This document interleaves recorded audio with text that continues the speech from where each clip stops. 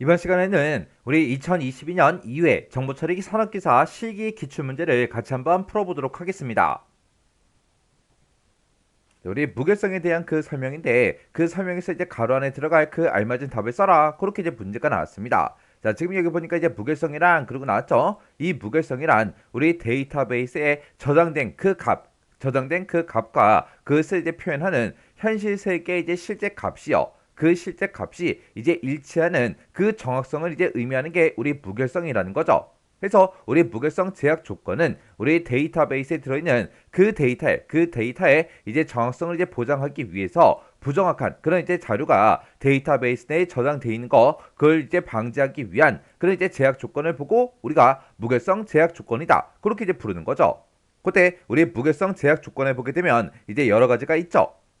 그때 땡땡 이제 무결성 제약 조건이라는 거는 기본 테이블의 이제 기본키를 구성하는 그 어떤 속성도 이제 널값이나 중복된 그 값을 이제 가질 수 없다. 그런 규정을 보고 얘기한대요. 우리가 기본키로 구성하는 그 어떤 속성도 널값이나 중복값을 가질 수가 없다. 이런 규정을 보고 우리가 이제 개체 무결성 그렇게 이제 부르는 거죠. 그래서 우리 가로 안에 들어갈 그 말이 우리 개체라는 그 말이요. 해서 정답을 적을 때 지금처럼 개치다 이렇게만 이제 적어주면 됩니다. 그 다음에 우리 도메인 무결성 제약 조건이요. 우리 도메인 무결성 제약 조건이라는 거는 주어진 그 속성의 그 값이 정의된 그 도메인에 속한 그 값이어야 된다. 그런 규정을 보고 우리가 이제 도메인 무결성 제약 조건이다. 그렇게 이제 부르는 거고 그 다음에 참조 무결성 제약 조건이라는 거는 외래키 값이요. 외래키 그 값은 널값이 올 수 있어요. 널값이 올 수 있는데 그때 참조하고자 하는 그 릴레이션의 기본 키의 그 값과 동일한 그 값만 이제 사용해야 된다. 그런 규정을 보고 우리가 이제 참조 무결성 제약 조건이다. 그렇게 이제 부르는 거죠.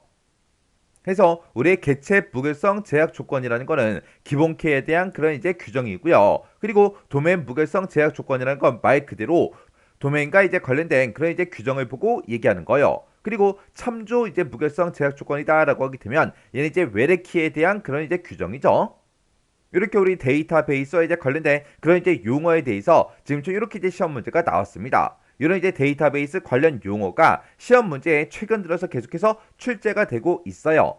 그래서 우리 데이터베이스 그 관련 용어 좀 정리 좀 하고 지나가자고요. 우리 스택이라는 거요. 스택이라는 거는 우리 리스트의 이제 한쪽 끝으로만 자료의 이제 사유 삭제 그 작업이 이제 이루어지는 그런 자료 구조를 보고 우리가 이제 스택이라고 불러요. 해서 스택이라는 게 지금처럼 이렇게 이제 생겼습니다. 지금처럼 이렇게 이제 생긴 곳에다가 우리가 이제 데이터를 이제 삽입도 하고 삭제도 하는데 얘는 이제 사유 삭제하는 곳이 한쪽이에요. 한쪽에서 전부 다 이제 사유 삭제가 이루어지더라. 그때 우리가 이제 뭔가 이제 스택이라는 그 구조에다가 데이터를 집어넣을 때는 우리가 푸시라는 그 명령을 이제 이용하는 거고, 그리고 내가 스택에 들어있는 그 데이터를 이제 삭제하겠다, 빼겠다. 그랬을 때는 우리가 이제 팝이라는 이 명령을 이제 이용합니다. 그래서 푸시하고 팝하고 이 두 가지를 이용해서 우리가 이제 데이터를 삽입하고 삭제를 하더라. 그때 우리가 이제 데이터를 삽입하고 삭제할 때 그때 이 스택이라는 그 공간 중에서 스택의 이제 가장 밑바닥을 보고 우리가 이제 우리 버텀이라고 그렇게 이제 부르는 거고요. 그리고 스택에 이제 우리가 데이터를 이제 집어넣고 하다 보면은 가장 마지막으로 삽입한 그 자료가 있을 거 아니에요. 그 자료가 지금 여기서는 A가 들어가고 B가 들어가고 C가 들어갔으니까 C라는 데이터가 이제 가장 마지막에 이제 삽입이 됐겠죠. 그 위치, 그 데이터의 그 위치를 가리키는 그 포인터가 우리 탑이라는 겁니다.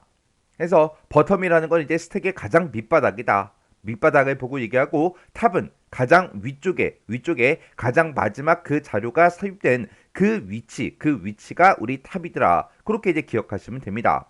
만약에 스택이라는 이 기억 장소, 이 자료 구조도 크기가 이제 한정돼 있을 거 아니에요. 만약에 크기가 딱 5개짜리예요. 5개짜리라 이곳에 이제 데이터가 꽉 찼습니다. 꽉 찼는데 또 뭔가를 내가 이제 집어넣으려고 하면 그때는 이제 오류가 발생한다고요. 그리고 우리가 이제 삭제를 할 때 이곳에 들어있는 데이터를 싹 다 이제 삭제를 했어요. 지금 여기서 이제 C도 삭제하고 B도 삭제하고 A도 삭제를 했어요. 아무것도 이제 없습니다. 없는데 그때 또 내가 삭제하겠다. 그렇게 이제 팝을 하게 되면 그때는 이제 언더플로우가 이제 발생한다고요. 해서 여기서 이제 우리가 오버플로우다, 언더플로우다 이런 게 이제 발생할 수 있는데 오버플로우라는 거는 스택 이 구조가 꽉 차 있는 그 상태에서 또다시 우리가 삽입을 하고자 했을 때 푸시를 하게 되면 그때는 오버플로우가 발생하고 그리고 이 스택이라는 이 자료 구조에 뭔가 이제 데이터를 이제 우리가 삭제를 할 때는 팝을 이용하는데 그때 내가 스택에서 가지고 있는 그 데이터가 하나도 없어요. 없는데 그때 또 우리가 삭제, 팝을 하게 되면 그때는 이제 언더플로우가 이제 발생을 합니다. 그러면 스택이라는 구조가 지금쯤 이렇게 있을 때 맨 처음에 이제 삽입된 게 우리 A겠죠. 그 다음에 두 번째로 이제 삽입된 게 우리 B고요. 그 다음에 세 번째로 이제 삽입된 게 이제 C입니다. 근데 우리가 이제 삭제를 할 때는 우리가 C라는 그 데이터를 먼저 빼야 B를 빼고 우리가 A를 뺄 수가 있겠죠. 지금처럼 A, B, C 이렇게 순서대로 있는데 내가 A를 먼저 빼고 싶다. 뺄 수 있다 없다? 없더라. 그 다음에 내가 지금처럼 A, B, C하고 이렇게 이제 데이터를 가지고 있는데 B를 먼저 빼고 싶어요. 뺄 수가 없죠. 해서 우리가 이제 맨 위에 있던 이 C를 먼저 빼줘야 그 다음에 이제 B가 빠지고 그 다음에 이제 A가 빠질 수 있다고요. 해서 한쪽 끝으로만 그렇게 이제 자료의 삽입과 삭제 그 작업이 이루어지기 때문에 가장 마지막에 입력했던 그 C가 먼저 이제 출력할 수 있는 그런 구조 그걸 보고 우리가 이제 스택 그렇게 이제 부르는 거예요. 그래서 이 스택이라는 거는 우리가 다른 말로 리포다 그렇게 이제 불러요. 이 리포가 last in 마지막에 들어온 게 first out 먼저 이제 나간다. 그렇게 해서 우리가 이제 후입 선출 그렇게 이제 부릅니다. 그 다음에 이제 Q라는 거요. 이 Q라는 거는 리스트의 이제 한쪽에서는 이제 삽입 작업이 이제 이루어지고 그리고 또 다른 한쪽에서는 이제 삭제 작업이 이루어지도록 그렇게 이제 구성해 놓은 그런 자료 구조를 보고 우리가 이제 Q 그렇게 이제 부릅니다. 자, 이게 무슨 말인지 좀 보자고요. Q라는 거는 지금처럼 이렇게 이제 생겼습니다. 지금처럼 우리 터널이 이렇게 있다고 생각을 해보세요. 그러면 기차가 이제 삽입되는 그 방향이 지금 무조건 이쪽에서는 삽입만 이루어지는 거고요. 이쪽에서는 무조건 이제 삭제만 이루어집니다. 이렇게 한쪽에서는 이제 삽입 작업이 또 다른 한쪽에서는 삭제 작업이 이렇게 이제 삽입과 삭제가 서로 이제 반대 방향에서 이루어지게 그렇게 이제 구성된 그런 자료 구조를 우리가 이제 Q라고 그렇게 이제 부릅니다. 해서 지금 이곳에 지금 A다, B다, C다, D다 해서 기차가 이렇게 이제 순서대로 들어가면 나올 때도 그 순서대로 똑같이 이제 나온다고요. 해서 먼저 들어간 게 이제 먼저 나오죠. 해서 얘는 이제 우리 P4, 우리 first in, first out 그렇게 이제 불러요. 먼저 들어간 게 이제 먼저 나온다. 그렇게 해서 우리가 선임선출이다. P4다. 그렇게 이제 부르는 거예요.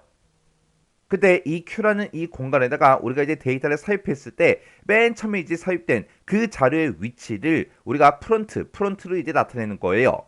그리고 가장 마지막에 삽입된 그 자료의 위치를 나타내기 위해서 우리가 이제 리어라는 걸 이제 사용을 합니다. 그때 이 프론트라는 거는 이쪽이 이제 삭제하는 곳이기 때문에 우리가 삭제를 할 때 맨 처음에 이제 삭제는 그 데이터의 이제 위치가 우리 프론트가 되겠죠. 그리고 뭔가 이제 데이터가 또 하나 더 이곳에 이제 새로 이제 들어왔습니다. 그때는 이제 리어의 위치를 이제 옮겨줘야 되겠죠. 해서 이 프론트라는 거는 우리가 이제 삭제 작업을 할 때 사용을 하는 거고요. 그리고 우리가 이제 데이터를 삽입 작업할 때 그때 이제 사용하는 게 우리 리어라는 겁니다. 해서 이런 게 이제 Q하고 우리 스택이라는 거요. 그 다음에 이제 우리 정교화라는 거요. 이 정교화라는 거는 우리가 이제 함수적 종속성, 그런 이제 여러 가지 이제 종속성 이론을 이용해서 우리 잘못 설계된 그런 관계형 스키마를 더 작은 속성의 세트로 이제 쪼개서 우리가 이제 바람직한 그런 스키마로 만들어가는 그런 이제 과정을 보고 우리가 이제 정교하다. 그렇게 이제 부르는 거예요. 자, 예를 들어서 지금처럼 이런 이제 테이블이 하나 있어요. 이 테이블을 보게 되면 지금처럼 이렇게 이제 데이터를 쭉쭉쭉 작성을 했는데 만약에 모니터에 대한 그 데이터가 있어요. 이 모니터에 대한 그 데이터가 지금처럼 주문을 이제 두번 했을 때 지금 이렇게 이제 표현할 수가 있죠. 그리고 우리 마우스에 대한 그 제품이 있는데 그 마우스에 대한 그 주문이 만약에 이렇게 이제 세 번이 들어왔다. 그러면 지금처럼 이렇게 이제 표현할 수 있을 거예요.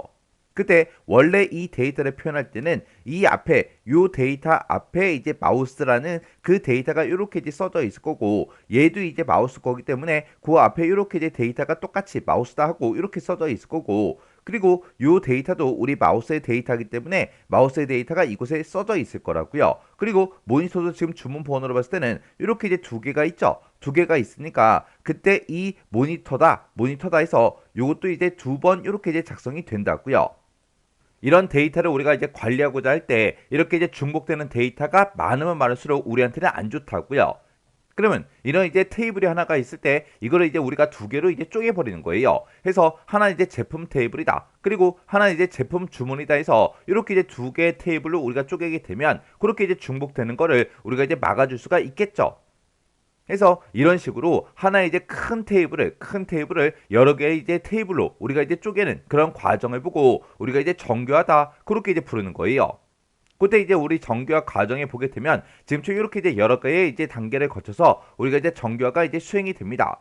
그때 이제 우리가 비정규형 그런 이제 릴레이션을 가지고 있어요. 우리 릴레이션은 이제 테이블이고요. 내가 이제 테이블을 가지고 있는데 비정교화된 거, 아직 정교화를 하지 않은 그런 이제 테이블이 하나가 있을 때 그 테이블에 대해서 테이블에 들어있는 모든 속성의 값이 원작 값으로만 그렇게 이제 구성이 되게끔 그렇게 이제 되어 있는 그런 정규형을 보고 우리가 이제 1정규형 그렇게 이제 부르는 거예요. 그리고 이제 부분적 이제 함수 종속을 이제 제거한 거 그걸 보고 우리가 이정규형 그렇게 이제 부르는 거고요. 그리고 이행적 함수 종속을 이제 제거한 걸 보고 우리가 이제 3정규형 그렇게 이제 부르는 거고 결정자이면서 이제 후보키가 아닌 것들을 싹 다 이제 제거한 거 그게 이제 우리 BCNF 그렇게 이제 부르고요. 그리고 다치 종속을 이제 제거하게 되면 이제 4정규형이 되는 거고 그리고 조인 종속성을 이제 이용해서 우리가 이제 테이블을 구성하게 되면 그게 이제 5정규형이요. 해서 이렇게 이제 정규화 과정에 보게 되면 1정규형이다, 2정규형이다, 그리고 3정규형이다, 그리고 BCNF다, 그리고 4정규형이다, 그리고 5정규형이다 해서 이렇게 이제 여러 가지 이제 정규화 과정이 있습니다. 그래서 우리 정규화가 뭔지 정확하게 기억하셔야 되고요. 그리고 정규화 과정에는 어떤 것들이 있는지, 그리고 뭐를 했을 때 이제 어떤 정규형이 되는지, 그건 이제 여러분들이 정확하게 기억을 하셔야 돼요. 그래서 요걸 이제 기억하실 때 첫 번째 글자만 좀 따서 우리 이제 기억 좀 하시면 될 것 같아요. 그래서 여기 첫 번째 글자를 쭉쭉쭉 이제 보게 되면 우리 도부라고 써져 있어요. 도부를 우리 두부로 이제 기억 좀 하세요. 두부, 이결, 다조 그렇게요. 만약에 두부 가게에서 두부를 이제 빡 이제 팔려고 오늘 이제 하루 종일 팔려고 두부를 이제 빡 만들고 있는데 어떤 손님이 오더니 이걸 다 달래요. 해서 다시 한 번 더 이제 물어보는 겁니다. 두부 이걸 다 줘? 그렇게 해요. 두부 이걸 다 줘? 두부 이걸 다 줘? 그렇게 해서 요 정규화 과정 좀 이제 기억 좀 하세요. 그 다음에 이제 우리 반정규화라는 거요. 반정규화라는 거는 정규화를 이제 반한다. 그런 뜻이요. 얘는 시스템이 이제 성능 향상이 됐든 이제 개발이나 운영, 편의성 이런 것들을 위해서 정규화된 그런 데이터 모델 있죠. 그런 것들을 우리가 통합하고 중복하고 분리하는 그런 과정을 보고 우리가 이제 반정규화 그렇게 이제 부르는 거고 이 반정규화라는 거는 의도적으로 사용자가 이제 의도적으로 정규화 원칙을 이제 위배하는 그런 이제 행위를 보고 우리가 반정규화 그렇게 이제 부르는 겁니다. 우리 정규화라는 게 하나의 이제 큰 테이블이 있을 때 그걸 이제 쪼개는 걸 보고 우리가 정규화라고 했어요. 그렇게 이제 정규화를 너무 많이 이제 수행하다 보면은 여기 이제 A라는 테이블이 있고 여기 이제 B라는 두 개의 테이블이 있을 때 이 두 개의 테이블을 합쳐서 사용자들이 엄청 많이 이제 이용을 하고 활용을 많이 해요. 근데 이런 테이블을 우리가 쪼개놓는 것보다는 오히려 합쳐놓는 게 더 좋겠죠. 그래서 그런 테이블을 우리가 이제 의도적으로 정규화 원칙을 위배해서 이 두 개의 테이블을 우리가 이제 통합해서 같이 이제 사용하는 거 그런 걸 보고 우리가 이제 반정규화 그렇게 이제 부르는 겁니다. 그 다음에 이제 이상이라는 거요. 이상이라는 거는 우리가 이제 정규화를 이제 거치지 않으면 데이터베이스에 들어있는 그런 데이터들이 불필요하게 이제 중복돼서 릴레이션을 이제 우리가 조작을 했을 때 그때 이제 예기치 못한 그런 이제 곤란한 상황이 발생합니다. 그런 걸 보고 우리가 이제 이상이라고 그렇게 이제 불러요. 이런 이제 이상 현상에 보게 되면 섭외 이상이다, 삭제 이상이다, 갱신 이상이다 이런 것들이 있어요. 그래서 우리 삽입 이상이라는 거는 말 그대로 테이블에다가 우리가 이제 데이터를 삽입할 때 사용자의 이제 의도하는 관계없이 원치 않는 그런 이제 값들로 인해서 삽입할 수 없게 되는 그런 현상을 보고 우리가 삽입 이상 그렇게 이제 부르는 거고요. 그 다음에 이제 삭제 이상이다라고 하게 되면 얘는 이제 테이블에서 내가 어떤 특정 이제 튜플을 이제 삭제할 거예요. 내가 그 튜플을 이제 삭제하려고 했을 때 그때 의도와는 상관없는 그런 값들도 같이 이제 함께 삭제되는 그런 이제 현상을 보고 우리가 이제 삭제 이상이다. 그렇게 이제 부르는 거예요. 그리고 갱신 이상이다라고 하게 되면 얘는 이제 어떤 특정 테이블에서 우리가 튜플에 들어있는 그런 속성의 값을 우리가 말 그대로 갱신하고자 했을 때 그때 일부의 튜플의 정보만 갱신이 돼서 정보의 이제 불일치성 그런 현상이 일어나는 걸 보고 우리가 이제 갱신 이상이다. 그렇게 이제 부르는 거예요. 그래서 이런 이상 현상은 왜 일어난다? 우리가 이제 정교화 과정을 거치지 않게 되면 중복되는 데이터가 많아지더라. 그런 이제 중복되는 그런 데이터로 인해서 예기치 못한 그런 곤란한 그런 상황이 이제 발생하더라. 그런 이제 곤란한 상황을 우리가 이상 현상이다. 그렇게 이제 부르는 거예요. 그래서 우리가 데이터베이스에서는 정교화라는 이 과정을 우리가 거친 다음에 우리가 데이터를 이제 이용해야 이런 이제 이상 현상이 이제 발생하지 않는다고요. 그다음에 이제 우리 인덱스라는 거요. 인덱스라는 게 우리말로 하게 되면 이제 목차라는 그런 뜻을 가지고 있죠. 우리가 교재에서 어떤 특정 내용을 이제 찾아갈 거예요. 내가 교재에서 어떤 특정 내용을 이제 찾고자 할 때 우리가 이제 책을 한 장씩 한 장씩 전부 다 넘겨가면서 내가 원하는 그 데이터를 이제 찾는 게 아니잖아요. 우리는 교재에서 맨 앞부분에 보게 되면 이제 목차 차례가 있죠. 거기를 보고 그곳을 이제 보고 내가 원하는 곳이 어디인지 그게 이제 몇 페이지에 있는지 그걸 이제 본 다음에 그 해당 페이지로 이제 우리가 찾아가면 되겠죠. 그런 게 이제 우리 인덱스 목차라는 거요. 그래서 얘는 우리가 데이터베이스가 있을 때 그 데이터베이스에 보게 되면 엄청나게 많은 그런 데이터들이 들어있다고요. 그런 데이터에 내가 이제 원하는 데이터에 빠르게 이제 접근하기 위해서 우리가 이제 인덱스를 이제 구성해서 사용을 하는 겁니다. 이 인덱스를 구성하게 되면 키값하고 포인터 이 두 가지가 이제 쌍으로 구성되는 그런 이제 구조로 되어 있는 게 우리 인덱스라는 거예요. 우리가 앞에 이제 목차를 봐도 어떤 내용이 몇 페이지에 있다, 어떤 내용이 이제 몇 페이지에 있다, 그런 것들이 전부 다 써져 있잖아요. 그것처럼 키값과 이제 포인터 이 두 가지를 쌍으로 이제 구성되는 그런 데이터 구조가 우리 인덱스라는 이 구조입니다. 그 다음에 이제 우리 뷰라는 거요. 뷰라는 거는 보여주다 그런 뜻을 가지고 있죠. 내가 만약에 이제 어떤 특정 사이트에 특정 이제 쇼핑몰에 내가 이제 회원가입을 했다고 생각해 보세요. 그러면 나의 정보는 전부 다 이제 회원 테이블이라는 곳에 전부 다 이제 저장이 될 거예요. 그리고 내가 만약에 물건을 이제 주문하게 되면 그 주문한 내역이 우리 주문 테이블이라는 곳에 이제 저장이 됩니다. 그리고 내가 이제 어떤 특정 물건을 이제 주문하고 나서 그 제품이 이제 어디까지 왔는지 보기 위해서 그 해당 이제 쇼핑몰에 이제 방문한 다음에 이제 마이 페이지로 이제 이동하게 되면 내가 이제 주문한 그 목록이 이제 나타나죠. 그때 그 주문한 그 목록을 이제 보고자 했을 때 그 데이터는 우리 주문 이 테이블에 들어있는 그 데이터를 이제 보여주는데 이곳에 들어있는 모든 데이터를 다 보여주는 게 아니라 딱 내 거만 보여주죠. 그리고 내가 이제 마이 페이지로 갔을 때 내 정보도 이제 표시해 줘야 돼요. 거기다가. 그러면 그때 이제 회원 테이블에서 그 데이터를 이제 가지고 올 텐데 이 회원 테이블에 들어있는 모든 데이터를 다 보여주는 게 아니라 딱 내 것만 보여주잖아요. 그래서 우리 사용자에게 이제 접근에 허용된 그런 자료만 우리 제한적으로 이제 보여주기 위해서 하나 이상의 이제 기본 테이블로부터 유도된 그런 이제 가상의 이제 테이블을 보고 우리가 이제 뷰 그렇게 이제 부르는 겁니다.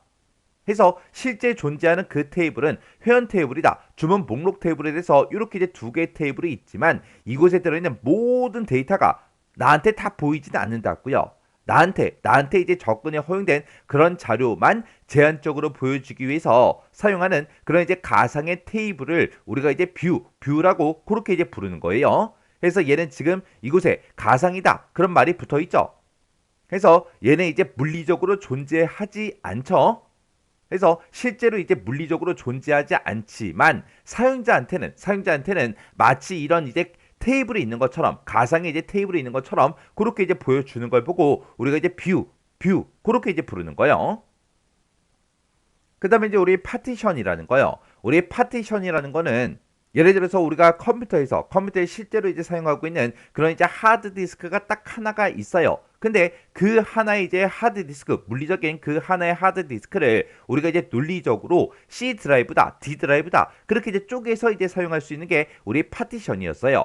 그것처럼 이 파티션이라는 거는 우리 데이터베이스에서 대량의 이제 테이블이나 우리 인덱스 그런 것들을 작은 이제 논리적인 그런 이제 단위인 우리 파티션으로 이제 쪼개는 거, 나누는 걸 보고 우리가 이제 파티션 그렇게 이제 부르는 겁니다. 그래서 우리 이제 대용량의 이제 데이터베이스 같은 경우에는 몇 개 이제 중요한 그런 테이블에만 집중적으로 이제 데이터가 이제 증가를 해요. 증가가 되기 때문에 이런 테이블들은 우리가 이제 작은 단위로 이제 나눠서 분산을 시키게 되면 성능 저하 방지를 이제 할 수가 있습니다. 그리고 데이터 관리도 오히려 이제 쉬워지겠죠.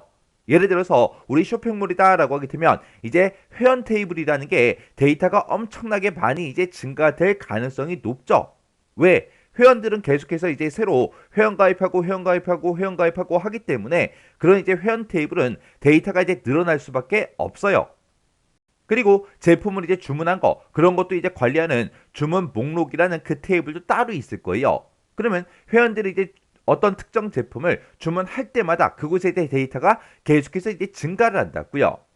그런 이제 테이블 같은 경우에는 우리가 이제 연도별로 이제 쪼개서 테이블을 이제 쪼개서 그렇게 이제 관리하는 게 더 좋다고요. 그래서 우리 데이터베이스에서 대용량의 이제 테이블이 됐든 인덱스가 됐든 그런 것들을 작은 이제 논리적인 그런 단위인 파티션으로 이제 나누는 거 그걸 보고 우리가 이제 파티션이라고 하더라. 그렇게 이제 기억하시면 됩니다. 그 다음에 이제 우리 관계 대수라는 거요. 이 관계 대수라는 거는 관계형 데이터베이스에서 원하는 그 정보, 그리고 그 정보를 이제 검색하기 위해서 어떻게 이제 유도해야 되는지, 그를 이제 기술한 그런 이제 절차적인 언어를 보고 우리가 이제 관계 대수, 그렇게 이제 부르는 겁니다.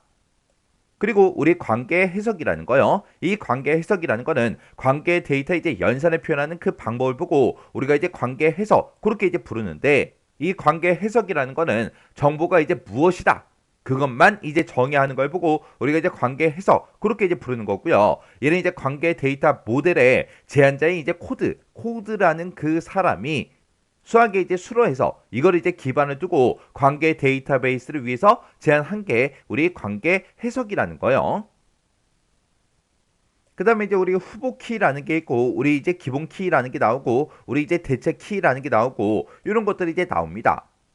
자, 예를 들어서 이제 우리나라에서 이제 대통령 선거를 한다고 가정을 한번 해보자고요. 우리 이제 대통령 선거를 하는데 그때 이제 A라는 후보가 있고 그다음에 이제 B라는 후보가 있고 C라는 후보가 있고 이제 D라는 후보가 있고 이렇게 이제 네 명의 사람이 대통령이 되겠다고 이제 대통령 선거에 전부 다 이제 나왔습니다. 이 A, B, C, D 이 네 가지를 보고 우리 이제 후보키라고 그렇게 이제 부르는 거예요.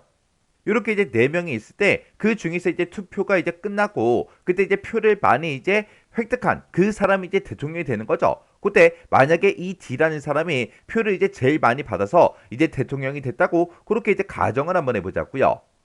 그때 이 D라는 걸 보고 우리가 이제 기본키라고 그렇게 이제 부르는 겁니다. 그리고 선거에서 떨어진 이 A, B, C 요 세 명 있죠. 이 세 명을 보고 우리가 이제 대체키라고 그렇게 이제 부르는 거예요. 그래서 우리 후보 키라는 거는 우리 릴레이션을 이제 구성하고 있는 그런 속성들 중에서 튜플을 이제 유일하게 식별할 때 이제 사용되는 그런 이제 속성들의 부분 집합, 기본 키로 이제 사용할 수 있는 그런 속성들을 의미하는 게 우리 후보 키라는 겁니다. 그래서 이 후보 키라는 거는 릴레이션에 있는 모든 튜플에 대해서 유일성 그리고 최소성 이 두 가지를 전부 다 이제 만족을 시켜야 우리 후보 키가 이제 될 수 있는 거예요. 지금 여기 보게 되면 이제 유일성이다, 질성이다 그렇게 나는데 그때 이제 우리 유일성이라는 거는 하나의 키 값으로 하나의 이제 튜플을 이제 유일하게 식별할 수 있어야 된다. 그걸 보고 이제 우리가 유일성 그렇게 이제 부르는 거고 최소성이라는 거는 모든 레코드를 유일하게 이제 식별하는데 꼭 필요한 그런 속성으로만 구성이 되어야 된다. 그게 이제 우리 최소성이요. 그래서 이 후보키라는 거는 유일성과 최소성 이 두 가지를 모두 다 이제 만족을 시켜야 돼요. 그리고 이 후보키 중에서 특별하게 이제 선정된 그런 이제 주키가 있죠. 그 주키를 보고 우리가 이제 기본키 그렇게 이제 부르는 겁니다. 그래서 우리 후보키들 중에서 특별히 이제 선정된 그 주키를 우리가 이제 기본키 그렇게 이제 부르는 거고 이 기본키는 중복된 그런 값을 가질 수가 없어요. 그리고 우리 대체키라는 거는 우리 후보가 4명이 있을 때 그때 한 명이 이제 당선이 되게 되면 그게 이제 기본키가 되고 나머지 이제 떨어진 사람들 그 3명을 보고 우리 이제 대체키 그렇게 이제 부른다 그랬죠. 얘는 이제 후보키가 2 이상일 때 기본키를 제외한 나머지 이제 후보키를 보고 우리가 이제 대체키다. 그렇게 이제 부르고 이 대체키를 우리가 다른 말로 보조키 그렇게 이제 부르기도 합니다. 그러면 우리가 이런 키들이 있을 때 후보키가 있으면 그 후보키에서 특별하게 이제 선정된 그 주키가 기본키라 그랬고 그리고 후보키들 중에서 그 기본키를 빼고 나머지 키들을 우리가 이제 대체키라고 한다 그랬죠. 해서 이 기본키와 대체키는 후보키에서 이제 만들어지는 거예요. 근데 이 후보키가 유일성과 치수성 이 두 가지를 이제 만족을 시켜야 된다 그랬죠. 그러면 이 기본키도 대체키도 전부 다 이제 후보키로부터 나온 거기 때문에 이 기본키 대체키도 전부 다 이제 유일성, 치수성 이 두 가지를 전부 다 이제 만족을 한다고요. 그래서 우리 이제 사람으로 따져봤을 때 사람하고 사람을 서로 유일하게 식별할 수 있는 게 뭐 있어요? 유일하게 식별할 수 있는 거. 친구하고 친구를 친구들끼리 서로 이제 구분할 때는 우리가 이제 이름을 쓰지만 이름은 여기서 이제 기본키가 될 수가 없습니다. 왜? 기본키라는 거는 중복된 값을 가질 수가 없다 그랬죠. 근데 예를 들어서 내 친구 중에 이제 홍길동이라는 친구가 있어요. 근데 그 친구, 그 이름은 그 홍길동이라는 그 이름은 전국에 그 사람 한 명밖에 없어요? 아니죠. 중복되는 사람들이 있을 수가 있죠. 해서 그런 이름은 우리 기본키로 될 수가 없다고요. 해서 사람들끼리 사람하고 사람 사이에 서로 이제 유일하게 식별할 수 있는 게 우리의 주민등록 번호가 이제 가장 대표적인 거죠. 그리고 학교에 가면은 이제 학번이라는 게 생기는데 그 학번도 이제 하나의 기본키가 될 수가 있습니다. 학번이 똑같은 사람은 아무도 없잖아요. 그리고 회사에 들어갔다. 그러면 사원 번호가 있을 거 아니에요. 그런 사원 번호도 우리 중복되는 게 없다고요. 해서 이런 게 전부 다 이제 기본키가 될 수 있는 거고 그리고 우리 또 사람을 따졌을 때 우리 사람하고 지문이 똑같은 사람이 아무도 없다 그러죠. 그런 이제 지문도 이제 하나의 우리 기본키가 될 수 있는 거예요. 그리고 우리 사람들마다 전부 다 이제 다른 게 우리 DNA도 있죠. 그런 이제 DNA도 하나의 이제 기본키가 될 수가 있습니다. 이렇게 이제 기본키가 될 수 있는 이런 여러 가지 속성들을 이제 모아놓은 거 그걸 보고 우리가 이제 후보키 그렇게 이제 부르는 거예요. 그리고 이 중에서 가장 흔히 이제 우리가 일반적으로 이제 많이 사용하는 게 주민등록번호를 가지고 우리가 서로 구분하잖아요. 해서 이 주민번호가 이제 기본키가 되는 거고 나머지 이런 내용들이 전부 다 이제 대체키가 되는 겁니다. 그러면 이 주민번호를 이제 기본키로 이제 우리가 만들어서 이제 쓰면 되는데 이런 주민번호는 중복된 값은 당연히 이제 가질 수가 없는 거고 그리고 우리 널값이 이제 될 수가 있다 없다 없더라. 널값이 오면은 절대로 안 되는 게 우리 기본키라는 거예요. 여기서 이제 널값이라는 거는 비어있는 그 값을 보고 얘기해요. 만약에 어떤 특정 한 사람이 있는데 이 사람이 이제 주민번호가 없어요. 그럴 수가 없죠. 해서 이 기본키는 중복된 값도 가질 수가 없고 널값도 이제 가질 수가 없습니다. 그래서 우리 후보키다, 기본키다, 대체키다 이런 것들은 싹 다 이제 유일성과 치수성 이 두 가지를 모두 다 이제 만족을 시켜야 돼요. 그 다음에 이제 우리 키에 보게 되면 이제 슈퍼키라는 것도 있고요. 우리 외래키라는 것도 있고 이런 것들이 있습니다. 그래서 이 슈퍼키라는 거는 한 릴레이션 내에 들어있는 그런 속성들의 이제 집합으로 구성된 그런 키를 우리가 이제 슈퍼키 그렇게 이제 부르는 거고 얘는 이제 릴레이션을 구성하는 모든 튜플에 대해서는 유일성은 전부 다 이제 만족을 시키지만 최소성은 이제 만족을 시키지 못하는 그런 이제 특징을 가지고 있는 게 우리 슈퍼키라는 거예요. 그래서 우리 이름이라는 그 속성이 있을 때 그 이름은 이제 중복되는 값이 있기 때문에 우리 기본키가 될 수 없다 그랬죠. 해서 그 이름 속성만 가지고는 우리가 기본키로 쓸 수가 없지만 그 이름하고 우리가 이제 학번을 같이 이제 붙여버리는 거예요. 해서 학번하고 이름 그 두 가지가 있으면 우리가 해당 레코드를 유일하게 이제 식별할 수 있겠죠. 그렇게 이제 여러 개 이제 속성을 이제 묶어서 우리가 유일하게 데이터를 이제 식별할 때 사용하는 그런 이제 키를 보고 우리가 이제 슈퍼키 그렇게 이제 부르는 거예요. 그래서 그렇게 이제 두 가지 이제 속성을 이제 우리가 묶었을 때 그때 이제 유일성은 만족하죠. 근데 그때 이제 치수성은 이제 만족하지 못한다고요.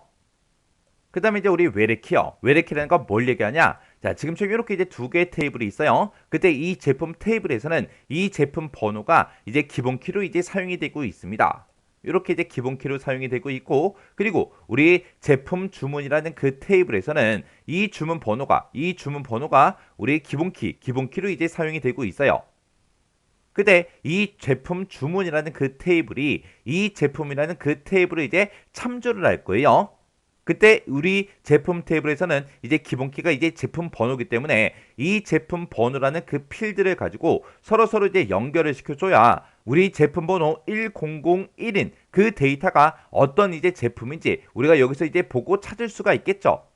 그때 얘는 이 제품 테이블에서 얘는 이제 기본키가 되지만 그때 이 제품 주문이라는 그 테이블의 이 제품 번호는 이제 우리가 외래키라고 그렇게 이제 부르는 거예요.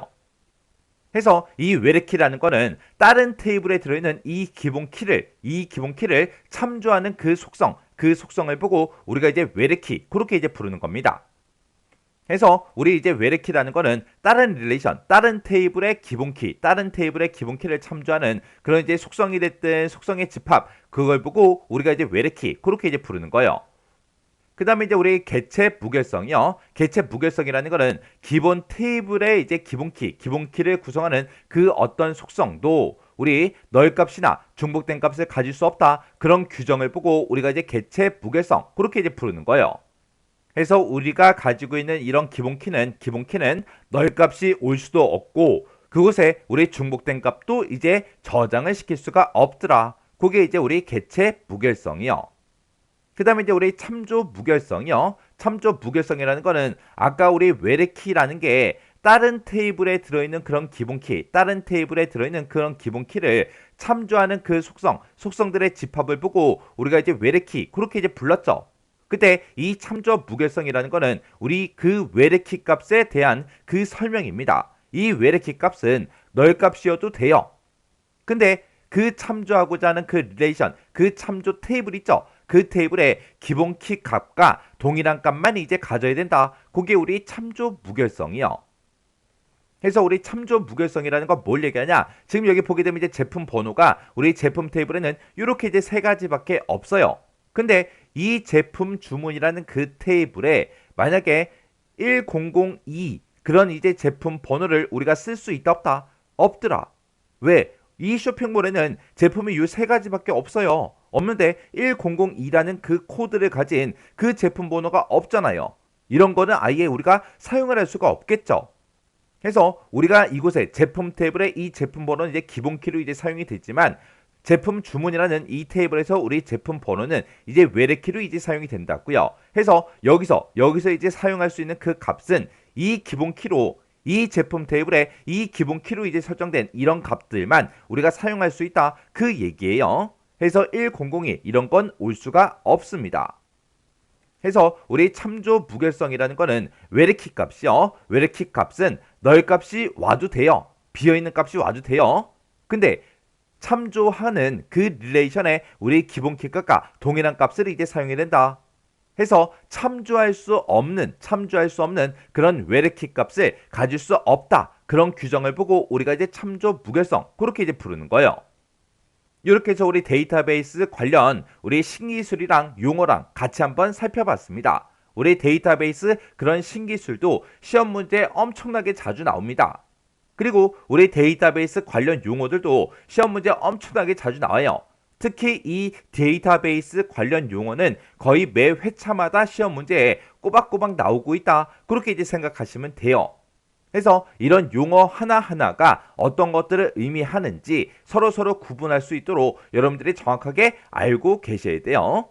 자, 그럼 이 내용 잘 정리하고 지나가시기 바랍니다.